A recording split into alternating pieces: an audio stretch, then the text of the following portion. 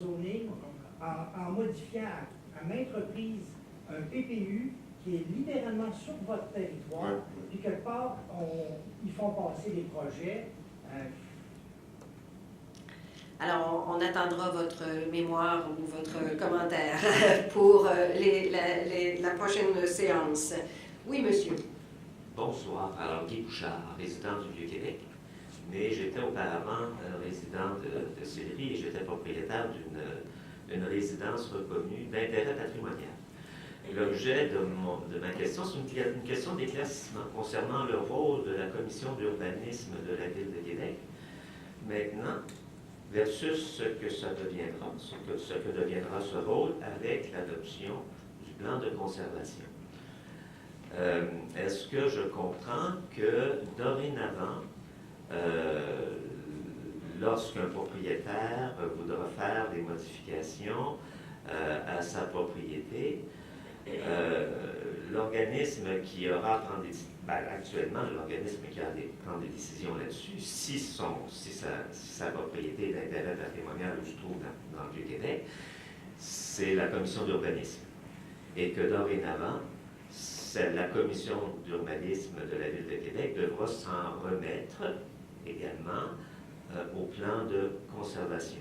Est-ce que ma compréhension est bonne? C'est l'éclaircissement que je souhaiterais avoir. Vous avez très bien compris, effectivement. La commission d'urbanisme de la Ville de Québec devra tenir compte du plan de conservation dans l'analyse de ces projets, à partir du moment où le plan de conservation sera mis de l'avant par la ministre. D'accord. Et donc, est-ce que la composition de la commission d'urbanisme sera revue pour tenir compte de cette exigence? Ou... Ça, malheureusement, je ne suis pas en mesure de répondre parce que la commission d'urbanisme relève du conseil municipal de la Ville de Québec et je ne suis pas en mesure de vous confirmer s'il y aura des changements au niveau des membres du conseil, de la commission, excusez-moi.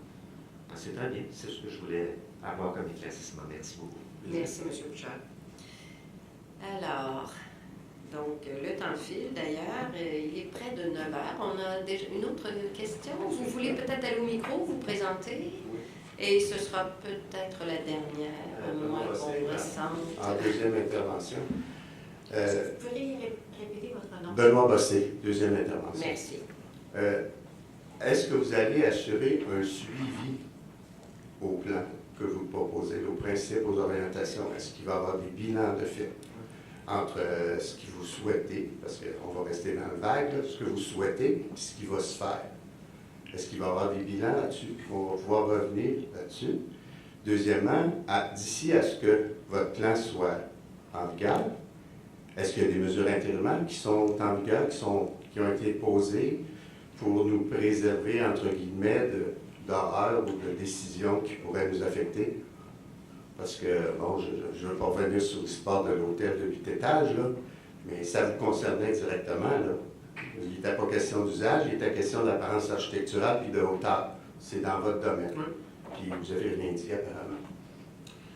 Pour répondre à la première partie de votre question au niveau des bilans, je dirais que ça se décline peut-être en 2 volets. Le premier volet, le transfert de responsabilité à la Ville de Québec vient avec une obligation de reddition de compte aussi.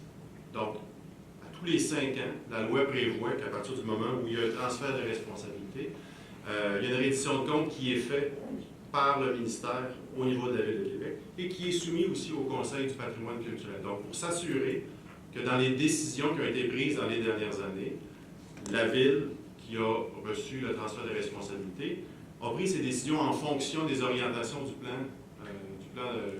de conservation. Le plan de conservation, lui, bien entendu, aujourd'hui, on vous a présenté un projet. On souhaite vous entendre pour ajuster ce projet-là. Et éventuellement, lorsqu'il sera rendu public, on va le vivre, on va travailler avec. Puis, inévitablement, dans le temps, on va faire des mises à jour aussi de ces plans-là. Je ne vous dis pas que ça va être dans 3 ans, je ne vous dis pas que ça va être dans 5 ans. Inévitablement, le plan va devoir évoluer autant que le site patrimonial va évoluer. Il y a déjà des plans qui ont été lancés il y a quelques années où on prend des notes, on reçoit des commentaires pour faire en sorte que dans les prochaines années, lorsqu'une révision sera faite, il sera encore plus adapté au niveau des besoins qui ont été exprimés par la Ville de Québec, par les citoyens et par les professionnels du ministère. Pour répondre à votre deuxième interrogation, Effectivement, les bâtiments qui ont été construits, dont vous avez pointé, ont fait l'objet d'autorisation de la part du ministère de la Culture. Ce que je vous dis, c'est que le ministère de la Culture ne veut pas, je le répète, ne veut pas mettre une cloche de verre sur le site patrimonial. On veut le voir évoluer pour répondre aux besoins des citoyens, pour voir croître aussi le Vieux-Québec, mais on veut le voir se développer correctement et en harmonie avec les valeurs qui ont été attribuées au site. Ces projets-là, bien sûr, ont été travaillés en collaboration avec la Ville de Québec. On a regardé le cadre bâti qui est en place. Il y a des zones qui ont été ciblées justement parce qu'on savait qu'il y avait une volonté d'avoir des bâtiments avec une hauteur plus imposante. Donc, ces zones-là ont été identifiées. On a travaillé avec la Ville de Québec. On a regardé aussi l'aspect architectural parce on n'est pas contre l'évolution des sites, on n'est pas contre l'arrivée de nouveaux bâtiments. Il faut que ça s'intègre dans le cadre bâti. On parle de la volumétrie, on parle des matériaux, on parle aussi de l'organisation des façades. Donc, il faut faire en sorte que, oui, on va voir que c'est un bâtiment qui est contemporain, mais qui va quand même être associé et en harmonie avec le cadre bâti qui est déjà en place. Pourtant, dans votre première diapositive, vous mettiez des intervenants. Oui. Et en haut, il y avait des citoyens. Personne n'a été consulté. Aucun citoyen n'a été consulté là-dessus. Ça s'est fait dans les bureaux, c'est pas... Monsieur, pour les oui, c'est ça. au micro. Exactement. Oui. Si vous voulez vous lever, aller au micro, si vous voulez poursuivre. Juste terminer. Monsieur n'a pas terminé, pardon. Ben, ce que je voulais dire, là, c'est que c'est bien beau de mettre des intervenants à la municipalité. On s'entend avec la municipalité, mais vous nous avez mis en haut les citoyens, les promoteurs, etc. Mais spécifiquement, parce que c'est de ça qu'on parle, le projet d'hôtel, là, comme la Ville a utilisé subrepticement la délimitation, changé la délimitation du PPU, passé outre aux consultations publiques, les citoyens n'ont pas été consultés.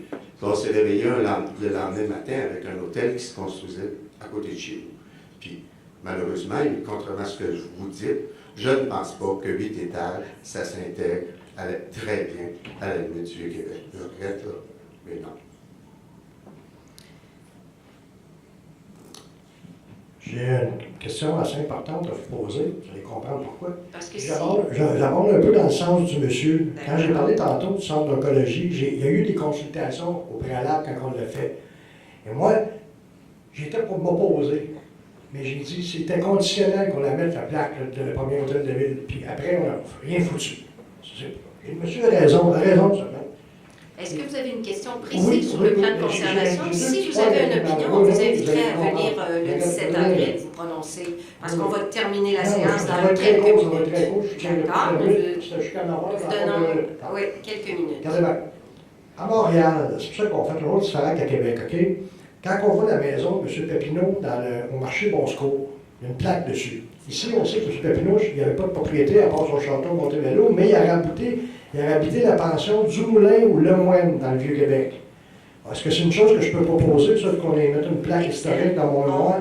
On vous remercie. Mais c'est pas, je n'ai pas terminé. Attendez une dernière seconde, c'est bien important. Le Parlement de Québec, on est en train de faire des travaux qui vont coûter 60 millions. C'est vous autres qui allez payer ça. Là. Moi, j'ai déposé une pétition de 450 signatures avec la DQ à l'époque et la CAQ maintenant, pour qu'on ait une tribune, qu'on ait 300 ans en retard sur l'Angleterre et la commune de Boston au niveau de la liberté d'expression. OK? Et j'aimerais ça que là, on fasse une place comme ça, comme à Hyde Park à Londres, qui pourrait être une place aussi qu'on peut se servir pour faire autant des spectacles, des chansons avec des jeunes, des nouveaux talents. Mais non, mais je vous le dis, est-ce que ça, on peut le demander aussi, là, vu que ça fait... On est à la limite, j'ai regardé vos cartes tout à l'heure, c'est le Parlement, c'est juste au bord de la fontaine que ça arrête, ou c'est où que ça arrête dans vos cartes, là? Alors, on aimerait saluer l'ensemble de la salle parce qu'évidemment, nous levons la séance, il est déjà 9h. Nous vous invitons à présenter votre mémoire sur la commémoration. C'est un sujet très important qui nous tient à cœur et nous vous en remercions. J'en profite pour remercier l'ensemble de l'assistance de leur généreuse participation et je vous invite à venir à nouveau pour la séance d'audition qui aura lieu ici même le 17 avril. Un grand merci à vous. Et merci bien sûr à nos présentateurs, merci à mes collègues du Conseil et à l'équipe du Conseil. Un grand merci.